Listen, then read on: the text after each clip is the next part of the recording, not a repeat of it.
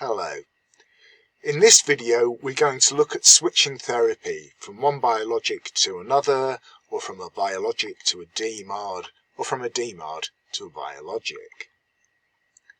Now, if your outpatient service monitors the patient's test results regardless of which type of drug they are on, the process for switching from a biologic to a DMARD or vice versa is exactly the same as switching from a biologic to a biologic. However, if you have a shared care agreement with the GP, and if the patient starts on certain DMARDs, you hand over the monitoring of those test results to the GP, you'll want to record in Dawn that the patient is on a particular DMARD, so that Dawn becomes a directory of all the therapies that all your patients are on, but you won't want that patient appearing on your work lists for the monitoring that you are doing, because the monitoring, of course, is being done elsewhere. So what we're going to do is assume that scenario and show you how you can handle that in Dawn. We'll start by switching a patient from one biologic to another, and if you monitor all drugs, that will be the process regardless of the drug they're switching to or from. But do watch the end of the video, which shows you how to record when a patient actually stops therapy, DMARD or biologic, or moves out of the area and it is not being monitored by you any longer. So let's start by searching for a patient that we know is changing medication. Here they are. You can see they're currently on Enbrel. And perhaps in this patient's case, they're simply switching to Benapali. So the first thing I do is go in and record when they actually finished Enbrel. Maybe that was last week. And save that. When I return to the drugs tab, now I can see they finished that. So what I do next is add a new record for Benapali. Defaults to today as the start date. If they actually started that a week ago, I can amend it, put in the dose and the frequency, and save that by pressing OK. And now we're building up the history. So you can see over time you can build up a comprehensive medication history, which is very useful for reporting. But now if I look back at the patient record, I can see they're actually on an 8-week interval, and they're actually not due again till the 15th of December. Well, I probably want to change that. I might want to see them much sooner than that. They had tests on then, perhaps I want to see them in 2 weeks from then. So that's when I want to see them next. But of course, when I see them that time, I kind of want them to get another 2-week interval just to assure they're settled on the new drug. So what I would do to change that normal interval is come into the treatment plan and change the phase. Often when you're coming into here, you're stepping up the phase if they're on a drug and becoming stable. But if they switch medication, you might want to put them back on a 2-week phase as a kind of titration phase. The trouble is it won't let me do this because I haven't dealt with the open visit yet. You can only change phase with the scheduled visit or scheduled set of tests. So I need to close this first. Well, that's okay. We've dealt with the flagged results already. I've changed the next test date. These are actually a little early because they weren't due till November, but obviously we've asked the patient to get their bloods tested again because we've just changed drug. So that's all fine. But Dawn is going to pick up on that. Those tests are a little bit early and ask me to confirm that I don't want to wait for later results. Obviously in this case I don't. You know, there was a reason, tested early due to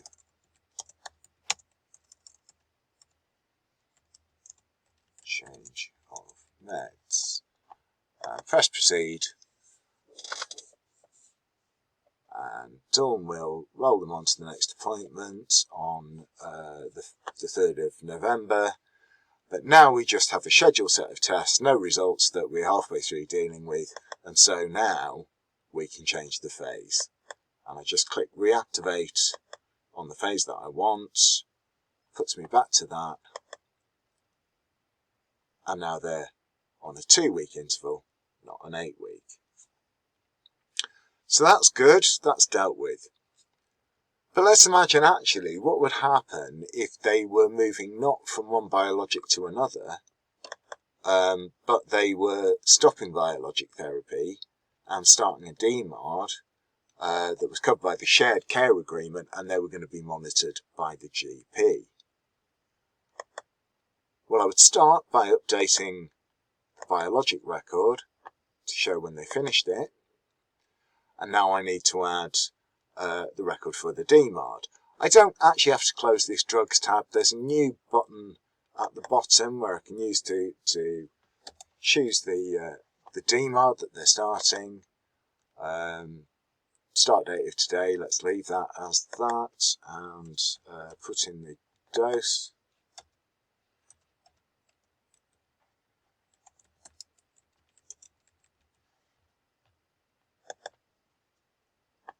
Now I close the tab, and I've got the history building up here. So they're starting methotrexate today, but of course we're not going to monitor that. So just as we did in the video where we added a DMARD patient, what we need to do now is stop their treatment plan in dawn. The difference, of course, is when we were adding the patient, we were stopping the treatment plan immediately. If somebody's been on a biologic, they might have started this treatment plan quite a long time ago. But we're showing now that this period of us doing the monitoring is coming to an end.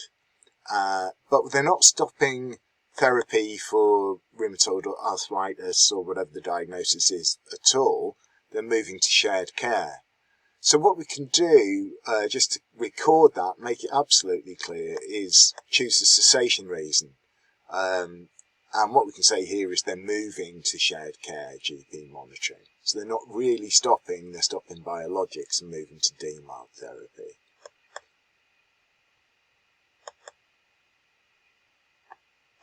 And again, these cessation reasons are something that can be reported on.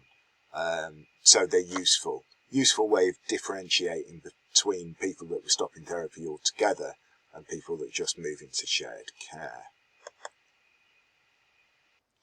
Now let's consider the opposite scenario, where a patient's been on a DMARD and being monitored by the GP, and they're stopping that, and they're now starting a biologic. So here's the patient.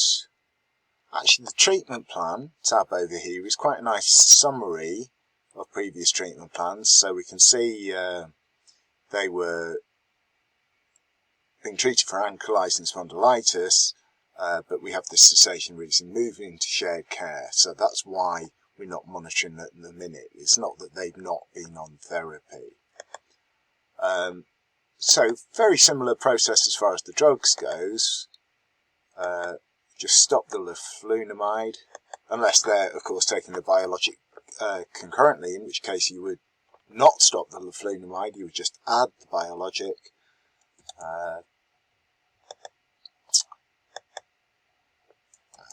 As before, put in the dose and the frequency, and click OK to save that, and then back on the drugs tab we have leflunomide being stopped, Benapali being started, but of course because it's a biologic we're resuming monitoring, so we need an active treatment plan. Now I could go in here and reactivate that, but then when I do stop it later I'll be overwriting this cessation reason, and this was quite a useful thing to see, that this was really reflecting a period of time where the patient was on shared care and being monitored by the GP. So if we want to preserve that, let's start a new treatment plan for the monitoring that we're doing. we can select the same diagnosis. It makes sense to put the start date today because it's really a continuation from the last thing, but another phase. And we can down here, when you're creating a new treatment plan outside of the new patient wizard, that's where you find the therapy template. Likewise, over here is the referral tab where we can select the GP. Normally, the consultant. Normally the GP would fill in automatically. So we'll click OK to save that, and then we can activate the treatment plan. Not obliged to put in a comment there. So that's all okay, but what we do need is to create the first visit or first set of tests. Perhaps we can do some initial tests today. Perhaps we're not. Perhaps it's going to be a couple of weeks' time. Whatever it is, we can select the date and set up that first visit or that first scheduled set of tests. Okay. So now we're up and running, normal monitoring for etanercept. But what if the patient ceases treatment altogether? With a similar process, we would come into here and stop the treatment plan. And in fact, before we do that, we might want to choose a cessation reason. Choose stopping therapy this time, so it's clear they're not carrying on but on shared care. These cessation reasons are actually configurable. So for the purposes of reporting, it might be you want to have more concrete reasons as to why they were stopping therapy. So you can actually create your own entries here and choose something more specific. For now, I'll go with stopping therapy simply to show that they were not carrying on but under the GP's responsibility.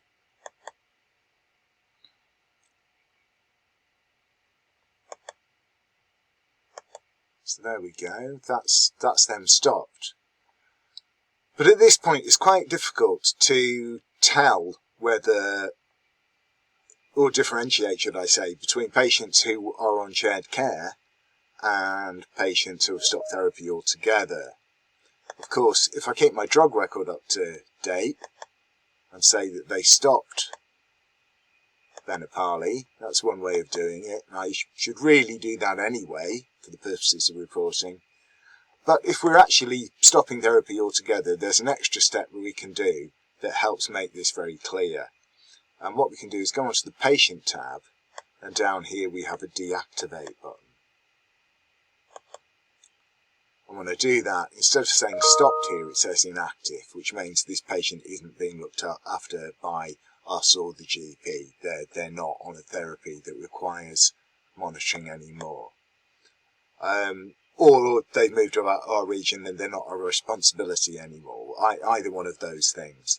But their record, their drug history, their treatment plans, their history results, history diagnosis, everything is still here for reporting and for looking up should we need it. So that's how we switch therapies from a DMARD to a biologic, or from a biologic to a DMARD.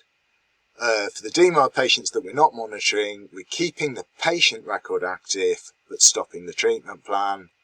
For monitoring, we need an active treatment plan. If the patient is stopping therapy altogether or moving out of the region so somebody else is going to take responsibility for them, then what we're doing is deactivating the patient record.